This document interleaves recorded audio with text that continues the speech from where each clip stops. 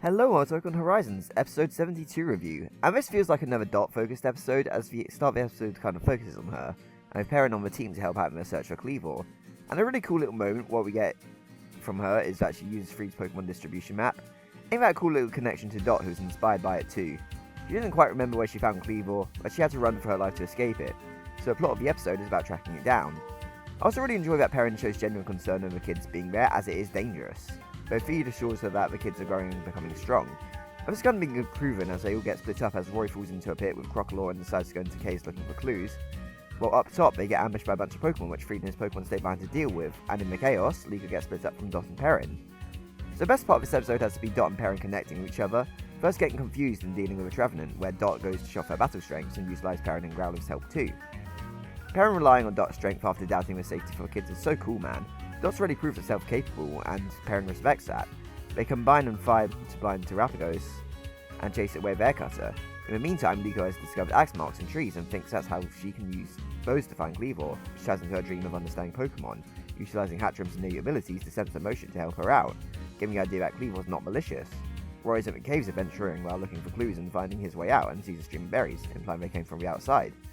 After dealing with Trevenant, Dot uses her smarts to inspect the photo digitally, and think out where it could be based off leaves and a rock formation, relaying that information to Liko and Roy, so they know where to look when they get out. Roy, having escaped the cave, starts climbing a cliff, showing adventurous spirit, and while it feels like Roy gets less to do in this episode, he gets a pretty neat tag battle, at least as a shifty and Mandibuzz ambush him. So he fights back with Kilowattrel and Crocodile, Kilowattrel using a wind to power up and get a nasty lick on them with a spark, but Crocodile on its back, it hurts Crocodile. Realising he has to do so, Kilowattrel goes Ultra Instinct and gets behind them so Crocodile can chase him off with a disarming voice. At the top of the cliff, Dot and Perrin have found where they wanted to be, and Perrin asks how Dot takes pride in adventuring, and while Dot downplays it, she's aiming to catch up.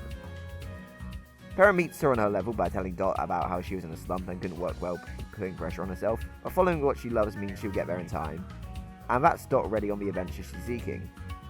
Liko has arrived at the cliff too, with there being no signs of Cleavor causing trouble for other Pokemon who are just vibing.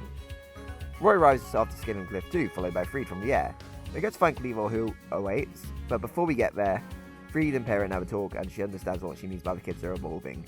And Freed says even separated they forge their own paths to the destination, which is really what this episode is all about.